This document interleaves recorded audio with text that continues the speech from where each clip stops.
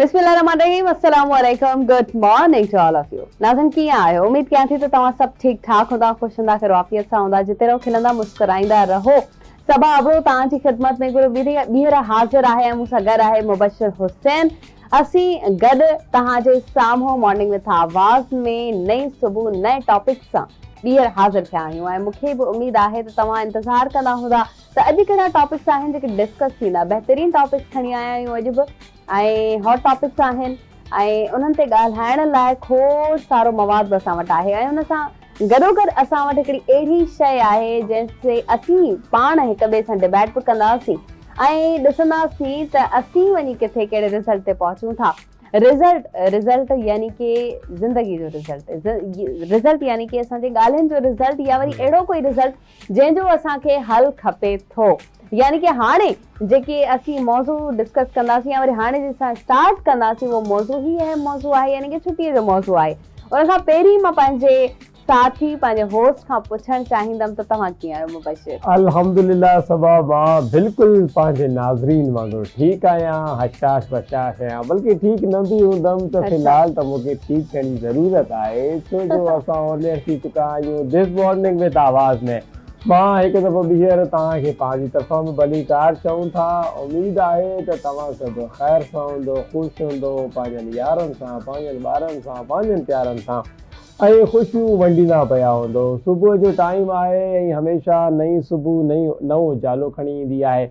नवनि उजालनि सां गॾु नवी उमेद खणी ईंदी आहे। नई उमेद सां गॾु अञा नवां जज़्बा खणी ईंदी आहे त अॼु असांखे सुबुह जो उथी करे पंहिंजो ॾींहुं कीअं गुज़ारणो आहे, पंहिंजे ॾींहं जो सफ़र कीअं जारी रखिणो आहे, पंहिंजा कम जेके आहिनि, जेके शेड्यूल राति जो सुम्हण महिल ठाहिया उन्हनि खे कीअं मंतकी अंजाम ते पहुचाइणो आहे। त यकीनन हाणे तव्हां हिकिड़ो कमु त फिक्स करे छॾियो पंहिंजे शेड्यूल में, उहो इहो आहे जॾहिं तव्हां सुबुह जो उथो त 9 खां 11 बजे ताईं तव्हांखे आवाज़ टीवी लॻाइणो आहे ऐं 2 प्यारा प्यारा चेहरा ॾिसणा आहिनि। असीं पाण खे प्यारो कीअं था चई सघूं मुबशिर? हा इहा बि असीं कंहिंखे न वणंदा हुजूं। हा इहा बि ॻाल्हि आहे, बल्कि खोड़ माण्हुनि खे नथा वणूं छो जो जेको हींअर असांजो शो आहे नाज़रीन उहो ट्रेंडिंग ते हली रहियो आहे ऐं इन ई वजह सां हली रहियो आहे छो जो अव्हां पसंदि करे रहिया आहियो। जेकॾहिं अव्हां पसंदि करे रहिया आहियो, असीं अव्हां खे वणूं था त बसि पोइ असांखे ॿिए कंहिंजी ज़रूरत ई न आहे। असीं पंहिंजे नाज़रीन खे वणूं था पिया, नाज़रीन असांखे ॿुधनि था पिया, सुठे तरीक़े सां नाज़रीन असांजी ॻाल्हियूं ॿुधी करे पंहिंजी ज़िंदगी जे मथां इम्प्लीमेंट कनि था पिया। इन खां वधीक भला छा खपे। हाणे जेका ॻाल्हि सवाइ शुरू कई त इहो असां तव्हांखे इन करे चऊं था त पंहिंजी ज़िंदगीअ जे पंहिंजे सुबुह जे शेड्यूल में इहो प्रोग्राम आवाज़ टीवी ते लॻाइणु शामिलु करे छॾियो छो जो नाज़रीन 2 खां 3 महीने जूं थियण वारियूं आहिनि छुटियूं। बिल्कुलु। ऐं उन खां पोइ लाज़मी ॻाल्हि आहे असां तव्हां सां गॾु तव्हांजे ॿारनि सां गॾु असां चाहियूं था त तव्हां पंहिंजनि ॿारनि सां गॾु वेही करे ॾिसो असांखे ताकी असां हुननि खे बि कुझु सुठो सेखारे सघूं, सम्झाए सघूं ऐं हू बि तव्हांजे इन शइ खे ॾिसी करे तव्हांखे कॉपी करे पंहिंजी ज़िंदगी जे मथां इहे शयूं इम्प्लीमेंट कराईंदा रहनि। त नाज़रीन समर हॉलीडेज़ जो ऐलान थी वियो आहे हुकूमत सिंध पारां 1 जून खां 31 जुलाई ताईं ऐलान कयो वियो आहे ऐं इन खां पहिरियां पंजाब जे अंदरि जेका आहे उहा 22 मई खां वठी 24 अगस्त ताईं महकमा तालीम ऐलान कयो आहे। पंजाब में 3 महीननि जी छुटियूं ॿार मल्हाईंदा सबा ऐं सिंध में 2 महीना। उन फ़ोक बि वधीक हूंदो आहे। असीं ॾिसंदा आहियूं त लाहौर में अर्ली स्कूल्स बंदि थी वेंदा आहिनि, तालीम थोड़ी मुतासिर थी वेंदी आहे ऐं जेके उन्हनि जा सब्जेक्ट्स हूंदा आहिनि उहे कवर न थी सघंदा आहिनि, पेपर्स में डिले थी वेंदो आहे छो त उते थधि बि वधीक पए थी, फॉग बि वधीक छो त गाॾियुनि जी हद नज़र घटिजी वेंदी आहे, ईअं ई ऐं गर्मी बि वधीक उते पवे थी त ॿार वेचारा बेहोश थियनि पिया। ज़ाहिर आहे हर कंहिंखे त हुकूमत फैसिलिटेट नथी करे सघे, नई वरी असीं क्लासरूम में एसियूं ॾिसूं पिया या वरी केतिरनि ई क्लासरूम में एॾा ॿार हूंदा आहिनि जो कंजेस्टेड थी वेहणो पवंदो आहे ॿारनि खे, किथे बेंचिस न आहिनि, खोड़ सारा मसइला आहिनि। तंहिं करे हुकूमत मद्देनज़र रखंदे ऐं छुटियुनि जो ऐलान कयो आहे। पर लॻे थो त जेके ही छुटियूं आहिनि इन्हनि में कराची में मौसम ॾाढी सुठी रहंदी, यानी कि जून जुलाई में चयो वञे थो त कराची जी मौसम सुठी रहंदी। बाक़ी जेके सिंध जा ॿिया इलाइक़ा आहिनि उते गर्मी त हूअं बि वधीक आहे ऐं अञा वधीक शदीद थी वेंदी। बिल्कुलु ईअं ई आहे। इहे त सभई मसइला रहंदा ई रहंदा आहिनि, लेकिन इहो ऐलान ॿुधण सां गॾु इन प्रोग्राम में जीअं ई असां तव्हांखे इहा इंफॉर्मेशन ॾेई रहिया आहियूं त जेकॾहिं सभिनी खां वधीक ख़ुशि को तबिको हूंदो त उहे हूंदा असांजा नंढा ॿार। उहे छो जो असां बि जॾहिं नंढा हुयासीं, स्कूल वेंदा हुआसीं त जॾहिं स्कूल जूं छुटियूं 2 महीननि जूं वेझे ईंदियूं हुयूं त एक्साइटमेंट वधी वेंदी। वरी उन सां गॾु हिकिड़ो बोझ बि महसूसु थींदो हुयो त असांखे होमवर्क ॾेई छॾींदा हुया टीचर्स, एतिरियूं किताबूं कापियूं तव्हांखे लिखी अचणियूं आहिनि। मूंखे सभा इलाही ज़्यादा इहो इरिटेट कंदो हुयो त यार 2 महीना पोइ छुटियूं कहिड़े कम जूं थियूं, जेकॾहिं घर में बि असांखे पढ़ाई लिखाई करणी आहे। तव्हांजो कीअं लाइफ स्टाइल हो जॾहिं स्कूल जे ज़माने में छुटियूं? अच्छा, बिल्कुलु ईअं ई हुयो, होमवर्क मिलंदो ऐं ख़ासि करे ट्यूशन त बंदि न थींदी, क़ुर पाक जी तालीम बंदि न थींदी। त सिर्फ़ु इहो हुयो त असां हूअं उथंदा हुआसीं 6:30 बजे स्कूल जे लाइ, हूअं असांखे अम्मी 9 बजे उथारे नाश्तो कराईंदी हुई। बस 2-3 कलाक जो जेको रिलीफ मिले पियो। ऐं हा, जेका मंझंदि जी निंड हूंदी आहे, मंझंदि जी निंड करण लाइ टाइम मिले पियो, मौक़ो मिले पियो, पर उन वक़्तु उन पीरियड में निंड न ईंदी हुई। बिल्कुलु। ऐं वरी हिन में हिकिड़ो ॿियो बि मसइलो ॾिठो वियो आहे, असां सभिनी फेस कयो आहे। छुटी वारनि ॾींहंनि में असांजी पाण अखि सुबुह 6 बजे खुली वेंदी आहे। अॼु ॾींहुं ताईं ईअं ई थियो आहे, हमेशह ईअं थिए थो पियो असांजे ॿारनि सां बि, वॾनि सां बि, त यार ईअं छो आहे? माना जॾहिं वर्किंग डे हूंदी आहे, असांखे ऑफिस में वञिणो हूंदो आहे, त पोइ असां चवंदा आहियूं 10 मिंट अञा सुम्ही पोइ उथूं था, 10 मिंट अञा सुम्ही पोइ उथूं था। बाक़ाइदा उन्हनि ॾींहंनि में अहिड़ी निंड ईंदी आहे त माना अहिड़ो ज़रूरु असांखे किथे बि महसूसु न थींदो आहे। लेकिन जॾहिं छंछरु आछर जो ॾींहुं हुजे या का पब्लिक हॉलीडे हुजे त सुबुह 6 बजे कुकर जी बांग वांगुरु जेको आहे असांजी अखि 6 बजे खुली वेंदी आहे। त असांजे ॿारनि सां बि ईअं थींदो हाणे, ॿारनि सां बि ईअं थींदो, छो त पहिरियां त उन्हनि जी रूटीन चेंज थियण में ज़ाहिर टाइम लॻंदो ऐं जेसि ताईं उहो टाइम पीरियड ख़तम थींदो त उन्हनि जूं छुटियूं ख़तम थी वेंदियूं। सो हाणे थियण वारियूं आहिनि छुटियूं, यानी कि 22 मई खां ॿारड़ा थी वञनि तयार। सो उन्हनि जूं छुटियूं आहिनि ऐं छुटियुनि खे कीअं एंजॉय कंदा, मोकलनि खे कीअं एंजॉय कंदा, केॾांहुं वेंदा। कोई नानी जे घर हलियो वेंदो आहे महीनो, कोई हफ़्तो हलियो वेंदो आहे। ज़ाहिर घर खे बि औरतुनि खे मैनेज करिणो आहे, महीनो त नथा वञी सघूं कंहिंजे बि घर। अॼुकल्ह जो दौर बि वरी अहिड़ो आहे त महीनो कोई बर्दाश्त बि न कंदो, ख़ासि करे वरी ॿारनि खे त कोई बि नथो करे। सो प्लान उहो ठाहियो, प्लानिंग उहा कयो जेका तव्हांजे ॿारनि खे बि पसंदि अचे, तव्हां बि उन में परेशान न थियो, ऐं हिकिड़ी अहिड़ी जाइ, हिकिड़ो अहिड़ो प्लेस एक्सप्लोर करे अचो जंहिंमां तव्हांखे कुझु न कुझु हासिल थी सघे। बिल्कुलु ईअं ई आहे नाज़रीन। अक्सर औक़ात छुटियुनि में जेको आहे उहो असांखे नानी जो घर यादि ईंदो आहे। जेकी बि असांजूं भेनरूं आहिनि, माइरूं आहिनि, उहे वापसि वेंदियूं आहिनि छुटियुनि पंहिंजे ॿारनि सां पंहिंजी माइरनि ॾे, या वरी पंहिंजा ॿार बि मोकिले छॾींदियूं आहिनि। पंहिंजा ॿार बि मोकिले छॾींदियूं आहिनि। मुंहिंजे ख्याल सां ॿारनि खे सभिनी खां घणो मज़ो बि नानी जे घर ईंदो आहे, छो जो हुते हुननि जा मामा हूंदा आहिनि, हुते हुननि जूं ख़ालाऊं हूंदियूं आहिनि, त उहो बाक़ाइदा हिकिड़ी सेलिब्रेशन जो माहौल हूंदो आहे। असां वटि बि ईअं आहे, जॾहिं असांजे ॿारनि खे छुटी थींदी आहे त असांजी सिस्टर्स जा ॿार सभु असांजे घर अची वेंदा आहिनि ऐं पोइ बाक़ाइदा जेको आहे हिकु गोड़ गजगोड़ वारो मामिलो हूंदो आहे। ऐं पोइ असां बि सोचींदा आहियूं त यार हली छा रहियो आहे। त इन तरीक़े सां हाणे हिन 2-3 महीने जी छुटियुनि खे तव्हांखे कीअं मैनेज करिणो आहे, हाणे खां ई तव्हां प्रोग्राम ठाहे छॾियो, छो जो ईद बि वेझो आहे ऐं सिंध में बि तक़रीबन 22 तारीख़ खां ई इम्प्लीमेंट थी ई वेंदियूं छुटियूं। ॾिसो न, फ्राइडे त हूअं बि हाफ डे ऐं हॉलीडे कयो आहे, वाई सैटरडे संडे हूअं बि असांजी छुटी आहे। मंडे सिर्फ़ु हिकिड़ो विच में ॾींहुं बचे थो, उहो बि ॿारनि खे आई थिंक रिलीफ मिली वेंदो। ट्यूसडे ते असां वटि हज बीहंदो इंशाअल्लाह, ऐं वेडनेसडे ते असां वटि ईद आहे। ऑलमोस्ट 22 खां ई असां वटि सिंध में बि छुटियूं आहिनि। बिल्कुलु ईअं ई आहे। त तव्हां हींअर खां ई प्लान कयो त तव्हांखे हिननि 2-3 महीने जी छुटियुनि में ॿारनि सां कीअं छुटियूं मैनेज करणियूं आहिनि। यकीनन सभा इहा सुठी ॻाल्हि कई, तव्हांखे का नई जॻह एक्सप्लोर करणु घुरिजे, नई जॻह घुमणु घुरिजे, छो जो घुमण फिरण सां, एक्सप्लोरिंग करण सां तव्हां वधीक ज़िंदगीअ जा सबक़ सिखंदा आहियो। तव्हां जॾहिं एक्सप्लोर कंदा आहियो शयूं त तव्हांखे नवां माण्हू मिलंदा आहिनि, नओं कल्चर ॾिसंदा आहियो, त तव्हांजे बि इल्म में इज़ाफ़ो थींदो आहे। यकीनन ॿार जॾहिं उन्हनि सां मिलंदा, ॿार जॾहिं मल्टी कल्चरल शयूं ॾिसंदा त उन्हनि जो दिमाग़ अञा खुलंदो। जेकॾहिं तव्हां काॾे ॿाहिरि नथा वञणु चाहियो त तव्हांजे लाइ इलाही सुठो तरीक़ेकार आहे त गर्मियुनि जी छुटियुनि में ॿारनि खे आराम न आहे करणु, बल्कि तव्हां एज़ अ पेरेंट हुननि जे मथां हुननि जी शख़्सियत जे मथां कमु कयो, हुननि जी सलाहियत खे निखारण जो कमु कयो, हुननि जो एतमाद वधाइण जी ॻाल्हि कयो, ताकी जॾहिं हो हिननि 3 महीननि खां पोइ पंहिंजी छुटियूं करे स्कूलनि न वञनि त हिकिड़ी नई शनाख़्त, हिकिड़ी नई ख़ुदि एतमादी हुननि ॿार जे अंदरि आयल हुजे। इन्हीअ सां गॾोगॾु कुझु ॾींहं पहिरियां बि असां ॻाल्हि ॿोल करे रहिया हुआसीं पंहिंजे हिकिड़े अदीब सां, उन्हनि बि चयो त ॿारनि खे किताब जो मुतालो करायो। इन्हनि छुटियुनि में जेकॾहिं तव्हां को अहिड़ो शेड्यूल तयारु करे था सघो त रोज़ानो 1 कलाक जी रीडिंग कंहिं किताब जी कराइजी वञे। अच्छा, हूअं बि मुबशिर पार्क वेंदा आहियूं ऐं पार्क में ॾिसंदा आहियूं त खोड़ सारा पेरेंट्स वेठा हूंदा आहिनि पंहिंजे ॿारनि सां।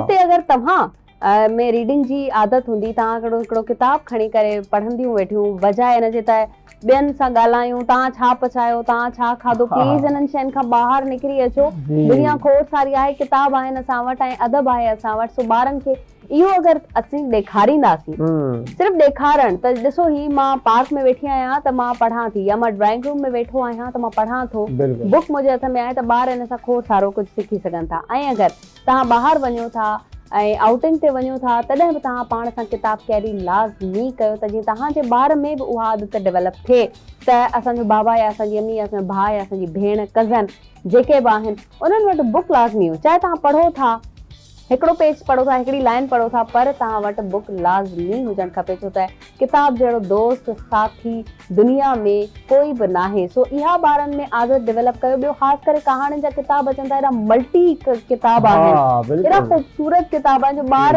ॾिसंदे ई उन्हनि में गुम थी वञनि था। अगरि मोबाइल मां थोरो ॿारनि खे ॿाहिरि कढणु चाहियो था त अहिड़ा कहाणियुनि जा किताब, या वरी अहिड़ा के जीअं असां वटि डिजिट्स जा कुझु शयूं, कुझु गेम्स मिलंदियूं आहिनि डिजिट्स जूं, त तव्हां ही ठाहियो, ही तव्हां गोल ठाहियो, या हिन में कुझु बि अहिड़ा कलर कयो, ड्राइंग कयो, कुझु बि इलाही शयूं पयूं आहिनि मार्केट में। पर मोबाइल खां ॿारनि खे बचायो ऐं इन्हनि छुटियुनि खे ईअं ज़ाया न कयो त ॿार तव्हांजो बेड ते पियो हुजे, मोबाइल हुनजे हथ में हुजे, उते ई खाए उते ई सुम्हे।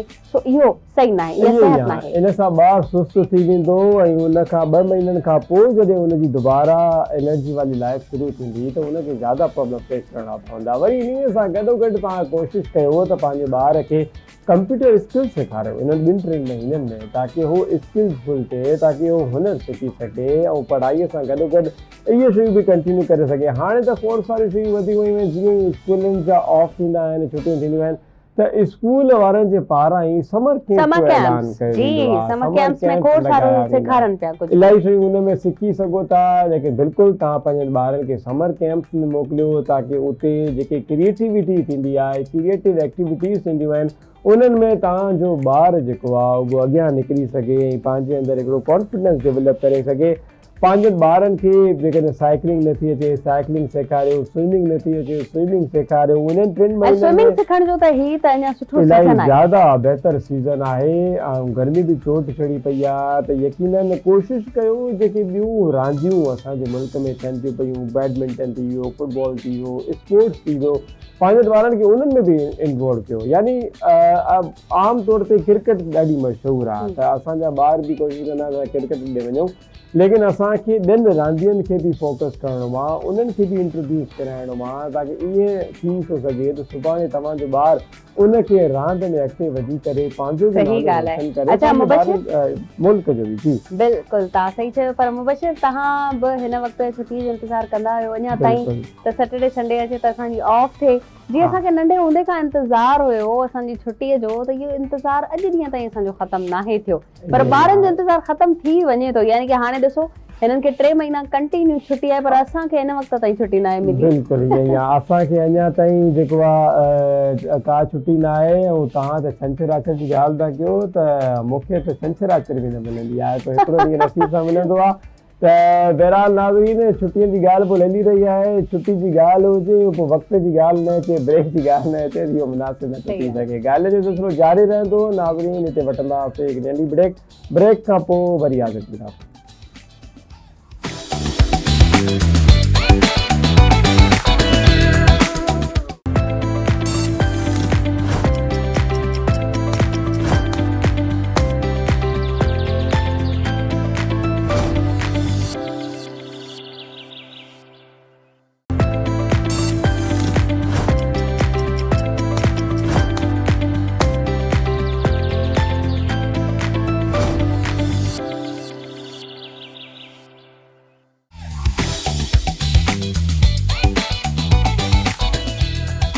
वेलकम बैक नाज़रीन, हिकु दफ़ो ॿीहर अव्हांखे भली कार चऊं था गुड मॉर्निंग विथ आवाज़ में। ब्रेक खां पोइ असां वापसि अची वियासीं हिकु दफ़ो ॿीहर, छो जो असांखे बि तव्हांजो इंतज़ारु हो, तव्हां दुबारा असांखे ॾिसी सघो ऐं तव्हांखे बि यकीनन असांजो इंतज़ारु हूंदो।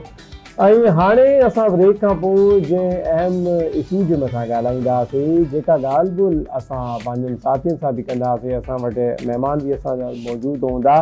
इहो इलाही इम्पोर्टेंट इशू आहे। ज़िंदगी हमेशह साॻी न रहंदी आहे। ब्रेक खां पहिरियां थोरो असां ख़ुशियूं वंडूं पिया, छुटियुनि जी मोकलुनि जूं ॻाल्हियूं कयूं पिया, त हाणे वरी असां तव्हांखे ॿुधायूं त दुनिया में छा हली रहियो आहे, कॉलेज यूनिवर्सिटीज़ में हली छा रहियो आहे।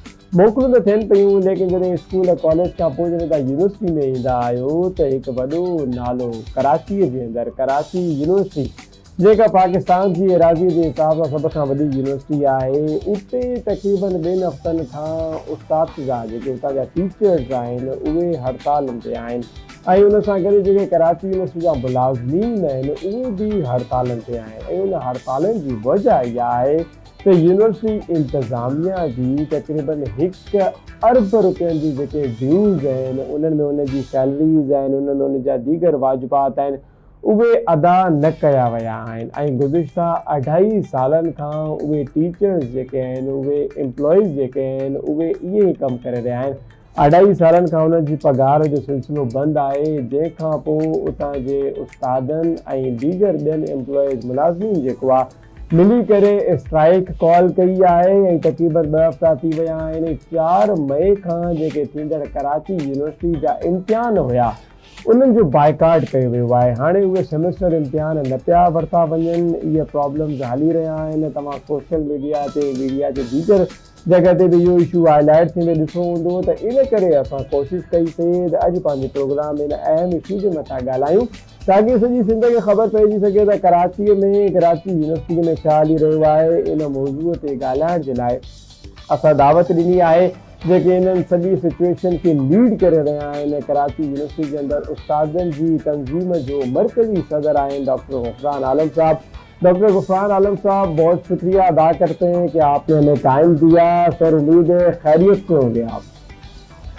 वालेकुम अस्सलाम। नहीं जी, बहुत शुक्रिया आप लोगों का कि आपने हमारा व्यू लेने के लिए जो है हमें इनवाइट किया, और अल्हम्दुलिल्लाह हम खैरियत से हैं। और डॉक्टर गुफ़रान साहब, हम जानना चाहेंगे ये इशू कितने सालों से ये ड्यूज़ बकाया जात हैं, और आपकी प्रेस कॉन्फ्रेंस भी हमारी नज़र से गुजरी, उसमें आप बता रहे थे कि 1.5 अरब की जो है वो खसारा है यूनिवर्सिटी के ऊपर, और फिर 1 अरब के ड्यूज़ रहते हैं। तो ये सिलसिला क्या चल रहा है? यूनिवर्सिटी इंतज़ामिया कहाँ है, वाइस चांसलर और दीगर, क्यों कोई इस पर एक्शन नहीं लिया जा रहा? जी देखें, वैसे जामे कराची के अंदर उमूमी तौर पे कोई पिछले 5-6 साल से मुस्तकिल गाये बगाए एहतजाज होता है, और उस एहतजाज की जो बुनियादी वजह है वो ये है कि असातिज़ा की जो ड्यूज़ हैं उसमें 2-2.5 साल का गैप रह रहा है।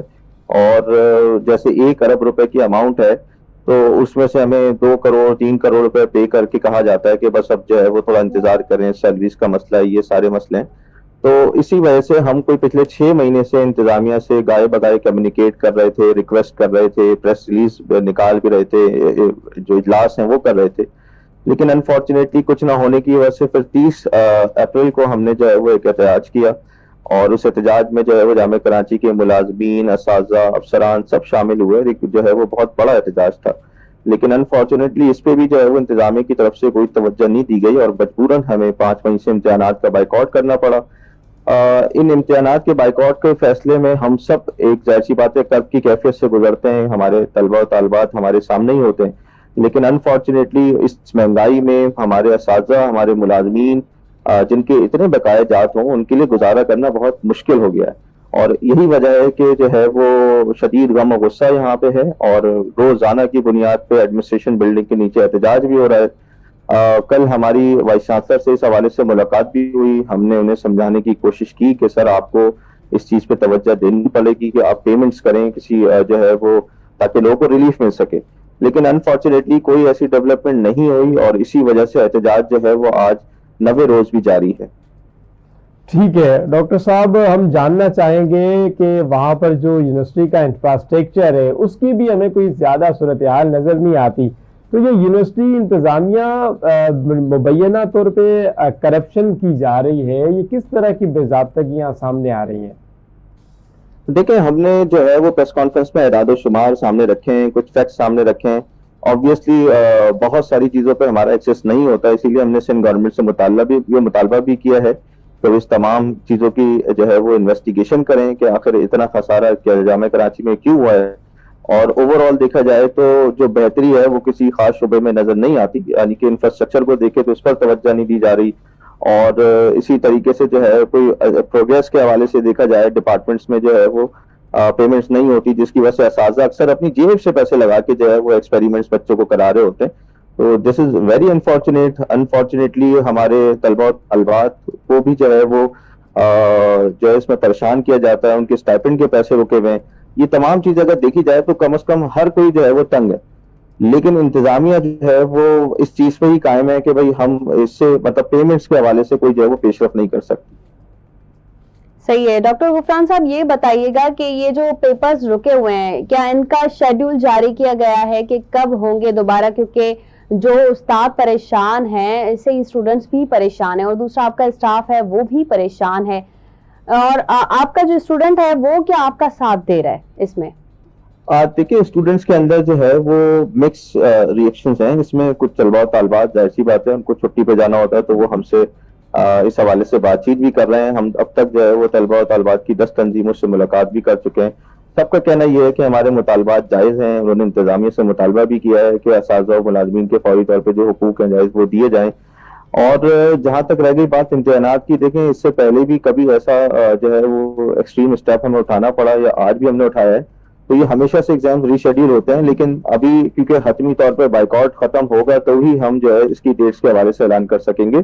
لیکن ہم نے طلباء طالبات کو یہ بات بتا بھی دی ہے کہ ہم جو ہے اس حوالے سے تمام طلباء طالبات کی جو پریشانی انہوں نے اس میں دیکھی ہے اس سب کا جو ہے ازالہ کریں گے. کسی اعلیٰ قیادت کا آپ سے رابطہ ہوا ہے ڈاکٹر غفران صاحب؟ اب تک جو ہے وہ ڈائریکٹ کسی سے کوئی رابطہ نہیں ہوا. انآفیشلی یا انڈائریکٹلی ہمیں میسیجز کمیونیکیٹ کیے جاتے ہیں. ہم نے ارباب اختیار سے ریکویسٹ کی ہے، اپنی جو ہے وہ تمام چیزیں بھیجی بھی ہیں، لیکن اب تک جو ہے وہ اس حوالے سے کوئی بڑا رابطہ نہیں ہوا. اچھا، وائس چانسلر بھی ہیں، کیا ان سے آپ کی بات ہوئی ہے؟ ان کے پاس آپ نے اپنے مطالبات رکھے ہیں؟ اور یونیورسٹی بورڈ کا کیا کہنا ہے اس حوالے سے؟ کیا صورتحال دیکھتے ہیں آپ اس وقت؟ ہمیں جو ہے وہ وائس چانسلر صاحب نے بتایا کہ کل جو ہے وہ سیکرٹری یونیورسٹیز اینڈ بورڈ ہیں جناب عباس بلوچ صاحب، انہوں نے ان سے رابطہ کیا تھا. انہوں نے کہا تھا کہ آپ ان سب سے بلا کے بات کریں اور کوئی اس مسئلے کو حل کریں. اسی صورت کے جو ہے وہ ہمیں وائس چانسلر صاحب نے کل بلایا تھا تمام تینوں صدور کو، اور ہماری بات چیت ہوئی. ہم نے بہت کوشش کی ہے. ہم نے یہ بھی کہا کہ ہم 1 ارب روپے نہیں مانگ رہے. ہمیں بھی پتا ہے کہ it's difficult for Karachi university کے وہ فوری طور پہ ہمیں 1 ارب روپے پے کر سکے، لیکن عید ہے اور مہنگائی ہے، دونوں چیزوں کے تناظر میں ہم نے انہیں کہا کہ آپ خاطر خواہ کوئی پیش رفت کریں، کچھ پیمنٹس ریلیز کریں تاکہ جو ہے وہ اساتذہ ملازمین کی پریشانی کم ہو اور ہم اب جو ہے واپس اپنی کلاسز کی طرف جا سکیں. غفران علم صاحب ہمیں یہ بتائیے گا، آپ کہاں کو لیب سمجھتے ہیں؟ جامعہ کراچی ایک ایسا ادارہ ہے جہاں کم و بیش 30,000 سے زائد بچے پڑھ رہے ہیں. یقیناً وہ ماہانہ بیسس پہ، سیمسٹر بیسس پہ پابندی کے ساتھ فیسیں بھی جمع کراتے ہیں. جب یہ کروڑوں اربوں روپے جمع ہو رہے ہیں، پھر کیا وجہ ہے کہ یونیورسٹی کے اندر 1.5 ارب کا خسارہ نظر آ رہا ہے اور 1 ارب کے واجبات کی ادائیگی نظر آ رہی ہے؟ تو یہ جو بچے فیسیں دے رہے ہیں وہ کہاں جا رہی ہیں؟ اچھا دیکھیں، اس حوالے سے ہم نے جو بجٹ میں فیس کے حوالے سے پیسے دیکھے ہیں وہ انتہائی کم مینشن ہے، اور جو ریسیو کی جا رہی ہے فیس جو ہم نے پروسپیکٹس سے نکالی ہے وہ بہت زیادہ ہے. ایک چیز. دوسری چیز یہ ہے کہ یہ کس وجہ سے ہو رہا ہے؟ یہ ایکسٹریم نیگلیجنس ہے. جب تک ہم احتجاج نہیں کرتے، جب تک ہم جو ہے وہ کوئی بڑا اسٹیپ نہیں اٹھاتے، ایسا نہیں ہے کہ ہم بیک اینڈ پہ سے پہلے کام نہیں کر رہے ہوتے ہیں. ہم بارہ جو ہے وہ وائس چانسلر سے ریکویسٹ کر رہے ہوتے ہیں کہ سر یہ لانگ رن میں کیا ہوگا، آپ کو اس کو کس طریقے سے دیکھنا ہے. لیکن انفارچونیٹلی ہمارے یہاں جو ہے وہ کرائسس کے اوپر ہی مینجمنٹ کی جاتی ہے، اور جو لیڈرشپ کا کام ہوتا ہے ویژنری لیڈرشپ کا، کہ وہ آگے دیکھے آج سے 5 مہینے بعد 6 مہینے بعد کیا ہونے جا رہا ہے، ان چیزوں کی طرف توجہ نہیں دی جاتی. اور اسی وجہ سے جو ہے وہ کرائسس جمع ہوتے ہوتے جو ہے وہ ایک ایکسٹریم کرائسس کی صورتحال اختیار کرتا ہے، اور پھر ہمیں انفارچونیٹلی جو ہے وہ احتجاج پہ بھی جانا پڑتا ہے. ٹھیک ہے غفران صاحب ہمیں یہ بتائیے گا پچھلے 11 سالوں سے تقریباً کوئی نئی اپائنٹمنٹ نہیں ہوئی ٹیچرز کے حوالے سے، اور پچھلے 11 سالوں سے سننے میں یہ آ رہا ہے کہ صرف وزٹنگ فیکلٹیز پہ ہی کام چلایا جا رہا ہے۔ اس بابت آپ کے کیا مطالبات ہیں؟ جو وزٹنگ فیکلٹی کے لوگ پڑھا رہے ہیں وہ بھی سفر کر رہے ہیں، تو اس حوالے سے کیا مطالبات ہیں آپ کے؟ دیکھیں میں نے تو آپ سے کہا کہ اس وقت یونیورسٹی کا ہر طبقہ جو ہے وہ سفر کر رہا ہے، چاہے وہ اسٹوڈنٹ ہوں۔ یہاں پہ اسٹوڈنٹ کی اسٹائپنڈ کے پیسے ملتے ہیں HEC سے، وہ بھی پے نہیں کیے گئے، وہ بھی جو ہے وہ کہیں نہ کہیں خرچ ہو گئے۔ اسی طریقے سے جو وزٹنگ فیکلٹی ہے ان کی بھی پیمنٹس ڈیو ہے، اور ہم ان سب کے لیے فائٹ کر رہے ہیں، ہم ان سب کے لیے بات کر رہے ہیں، کیونکہ ظاہر سی بات ہے عید کا دن ہے، سب نے محنت کی ہے۔ اور میں آپ کے توسط سے جو ہے وہ جو اسٹوڈنٹس ہیں ہمارے، ان کے والدین کو بھی یہ بتانا چاہتا ہوں بیسیکلی کہ ہم کس کیفیت سے گزر رہے ہیں۔ ہماری بھی فیملیز ہیں، ہمارے اساتذہ، ہمارے ملازمین پہ بھی بہت زیادہ مہنگائی کا برڈن ہے، انہیں بھی اس بات کو سمجھنے کی ضرورت ہے۔ اور اگین جو ہائرنگ کے حوالے سے آپ بات کر رہے ہیں کہ 11 سال سے ہائرنگ نہیں ہوئی، تو یہ this is one of the evidence کہ انفارچونیٹلی اس چیز پہ کام کیا ہی نہیں گیا کہ کراچی یونیورسٹی کو بہتر کیسے بنایا جا سکتا ہے۔ فیکلٹی کسی بھی یونیورسٹی کی پہچان ہوتے ہیں، لیکن انفارچونیٹلی 11 سال سے ہمارے یہاں جو ہے وہ لیکچر اور اسسٹنٹ پروفیسر کی اپائنٹمنٹ نہیں ہو رہی تھی۔ ابھی 1-2 ہفتے پہلے ایک سلیکشن بورڈ ہوا ضرور ہے، لیکن 11 سالوں میں اگر ایک سلیکشن بورڈ ہوگا اور اس میں 6 یا 8 لوگ اپائنٹ ہوں گے، تو اس سے جو آپ کا 300-400 ٹیچرز کا جو ہے وہ کمی ہے وہ جو ہے وہ پوری نہیں ہوگی۔ ٹھیک ہے ڈاکٹر غفران صاحب، یہ بتائیے گا کہ اور کتنے دن یہ پروٹیسٹ جاری رہنے کا امکان ہے؟ کیا مطالبات منظور نہ ہونے تک یہ کنٹینیو رکھیں گے آپ؟ دیکھیں ہم جیسے میں نے پہلے کہا 1 ارب روپے کی ڈیوز ہیں، ہم نہیں کہہ رہے ہمیں آپ 1 ارب روپے جو ہے اوور نائٹ پے کر دیں، لیکن یہ ہے کہ کوئی راستہ نکالا جائے، خاطر خواہ پیش رفت پیمنٹس کی جائیں، ہم احتجاج ختم کریں، اپنی کلاسز کی طرف واپس جائیں۔ اگر پیمنٹس نہیں ہوتی تو اٹس ویری ڈیفیکلٹ کہ ہم جو ہے وہ بائیکاٹ ختم کر سکیں۔ لوگوں کو، ارباب اختیار کو، تمام کو سمجھنا ہوگا کہ اس وقت جو ہے وہ اساتذہ و ملازمین شدید دباؤ کا شکار۔ ٹھیک ہے ڈاکٹر صاحب، آخری سوال کر کے آپ سے اجازت چاہیں گے، واٹس نیکسٹ؟ اگر یہ مطالبات نہیں ہوتے تو ٹھیک ہے یہ احتجاج چلتا رہے گا، احتجاج کے بعد کوئی لائے عمل اس حوالے سے پریشر ڈیولپ کرنے کے لیے؟ دیکھیں ہم مختلف آپشنز پہ جو ہے وہ غور کر رہے ہیں، جس میں ہم جو ہے وہ CM ہاؤس پہ دھرنے کا بھی سوچ رہے ہیں، اسٹوڈنٹس کے ساتھ مل کے بات بھی کرنے کی کوشش کر رہے ہیں۔ تو overall we will keep waiting کہ جب تک اگر کوئی ڈیولپمنٹ نہیں ہوتی تو یہ احتجاج کا دائرہ کار وقت کے ساتھ جو ہے وسیع تر ہوتا جائے گا۔ ٹھیک ہے، بہت شکریہ ڈاکٹر صاحب، آپ نے ٹائم دیا اور آواز نیوز کے ذریعے آپ کی آواز اداروں تک پہنچی۔ ہم بھی امید کرتے ہیں کہ انشاءاللہ بہت جلد ان مسائل کو حل کیا جائے گا۔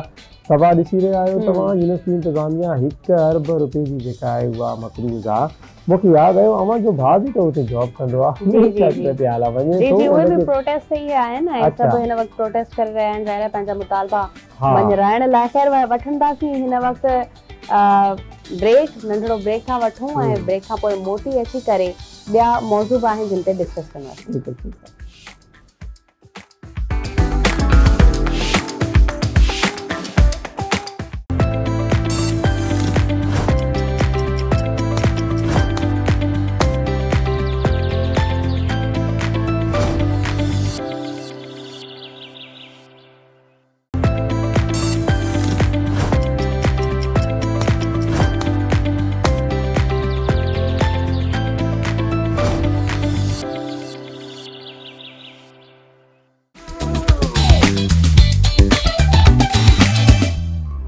ویلکم بیک ناظرین، ایک دفعہ بیر اوہاں کے بھلی کار چوں تھا اساں جو پروگرام جو سلسلو جاری ہے۔ بریک کا پو اساں جے موضوع جے متھاں ڳالھائيندا سے وہ موضوع یہ ہے تے جی تا موبائل کھوليو ہر 2-3 ویڈیوز کا پو ریلز کا پو وہ مائی اچي ٿي وہ مائی ہے پنکی، جن جی ایک دفعہ بیر کل ہکڑی بی وائس جيڪا ہے وہ لیک تھی وائس نوٹ لیک تھيو آهي، ان میں وہ چئی رہی ہے ته جيڪڏهن موکي ڪجهه ٿي ويندو ته موسان انهي نمبر تي تव्हां सां ॿियो को माण्हू राब्तो कंदो، कारोबार ईअं ई हलंदो रहंदो، भले मां मरी वञा या मां जेल बि वञा कारोबार जो सिलसिलो जारी रहंदो। सभा ॾिसो था वॉइस नोट में बिल्कुलु मां वॉइस नोट तो ॿुधो ऐं सभिनी ॿुधो हूंदो ऐं इन खां अलावा बि ॿिया जेके अहम इंकशाफ थिया आहिनि, यानी कि केस जे हवाले सां इंकशाफ थिया आहिनि त 15 हिन ते पहिरियां बि FIR थियल आहिनि, जेके पुलिस सिर्फ़ु ऐं सिर्फ़ु ॿ जेके आहिनि उहे ज़ाहिर कयूं आहिनि FIRs ऐं खून जो केस हिन ते आहे।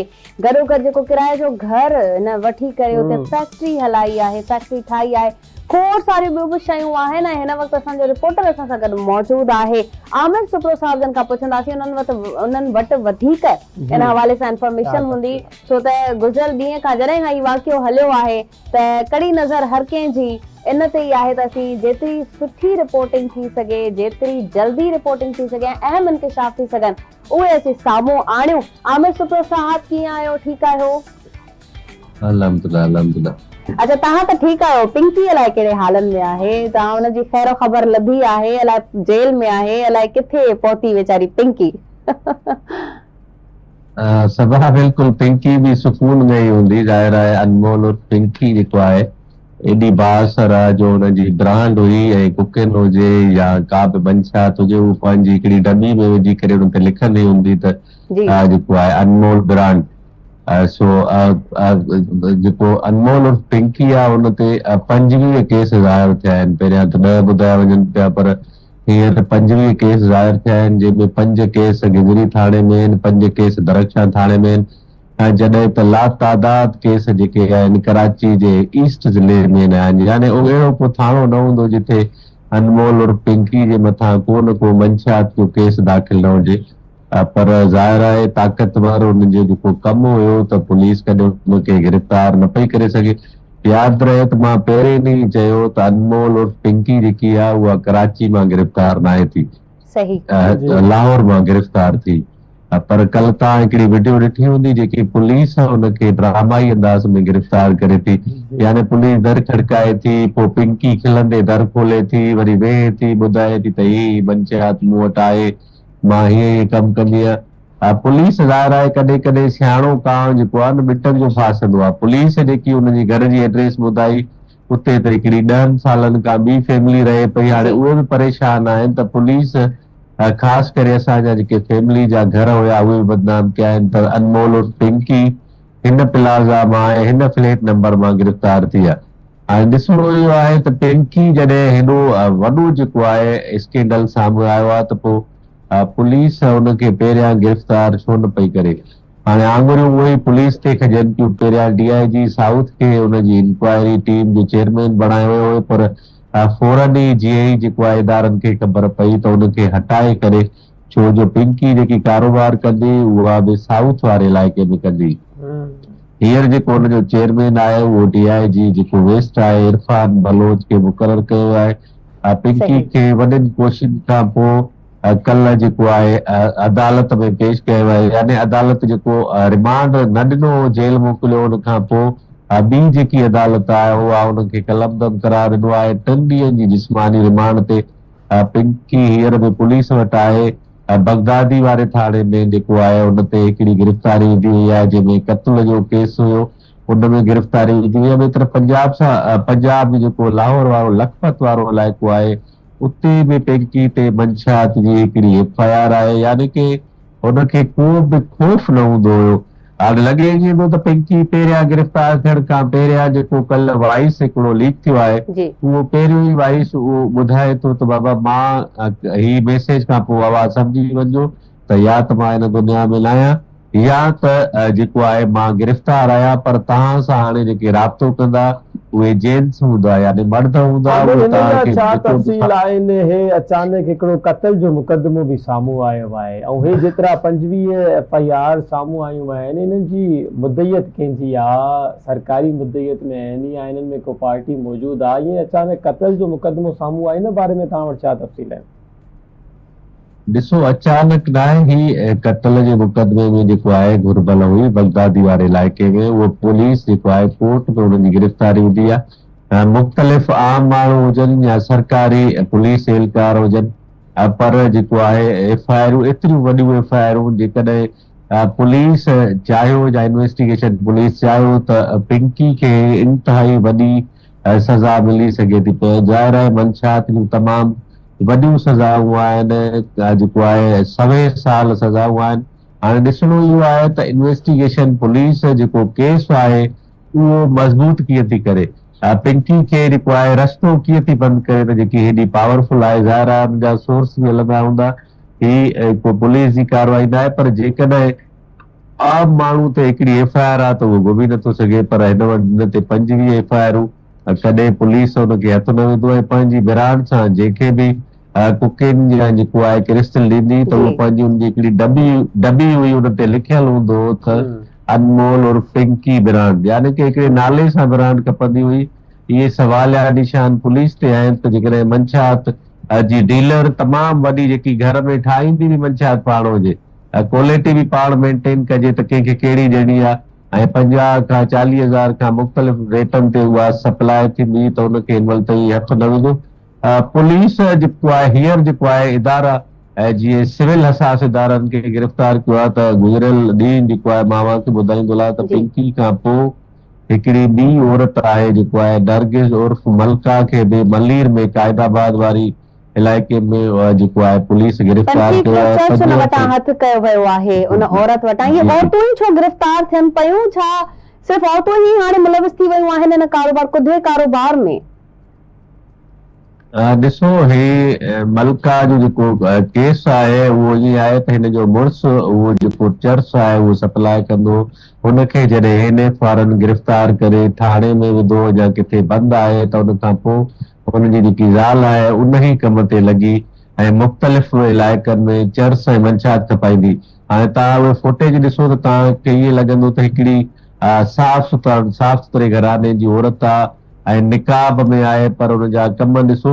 ॾिसो, औरतुनि खे इहो जेको कमु आहे सवलो लॻे थो। ॿियो, औरतुनि जी चेकिंग न हूंदी आहे, किथे बि का बि शइ खई हुजनि, जॾहिं उहे बुरके में हुजनि या का शइ हुननि जी पर्स में हूंदी आहे त पुलिस जा जेके ॿिया इदारा आहिनि उहे थोरो लवाईंदा आहिनि त ज़ाहिर आहे औरतुनि जो एतिराम बि हूंदो आहे। जीअं पिंकी खे कोर्ट में पेश कयो वियो त असांजा जेके पुलिस एहलकार हुआ उन्हनि जो चवणु हुयो त कोर्ट जो हिकिड़ो असूल आहे त औरतुनि खे हथ कड़नि खां बग़ैर पेश कयो वञे। ठीकु आहे आमिर, वॾी महिरबानी, अवां असां सां गॾु कनेक्ट थी हुजो। असां वटि हिकिड़ो न्यूज़ ब्रेक आहे, न्यूज़ ब्रेक खां पोइ असीं हिते कंटिन्यू कंदासीं पंहिंजी गुफ़्तगू नाज़रीन।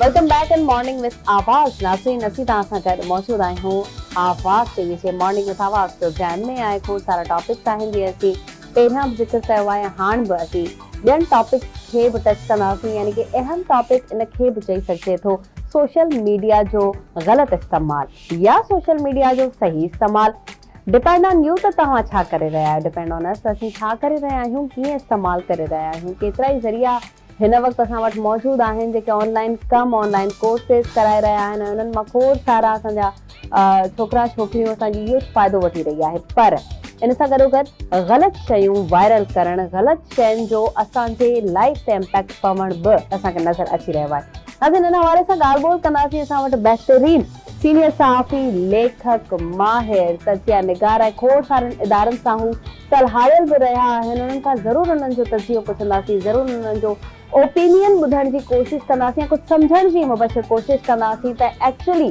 असीं हिन वक़्तु किथे बीठल आहियूं, सोशल मीडिया जो ग़लति इस्तेमालु असांजी लाइफ खे कीअं डिस्ट्रॉय करे रहियो आहे। निसार खोखर साहब असां सां मौजूदु आहिनि। अस्सलाम वालेकुम निसार साहब। वालेकुम अस्सलाम। निसार साहब, तव्हां खां असीं ज़रूरु पुछणु चाहींदासीं त सोशल मीडिया जो ग़लति इस्तेमालु, तव्हां इन लफ़्ज़ खे, इन जुमिले खे कीअं डिफाइन कंदा?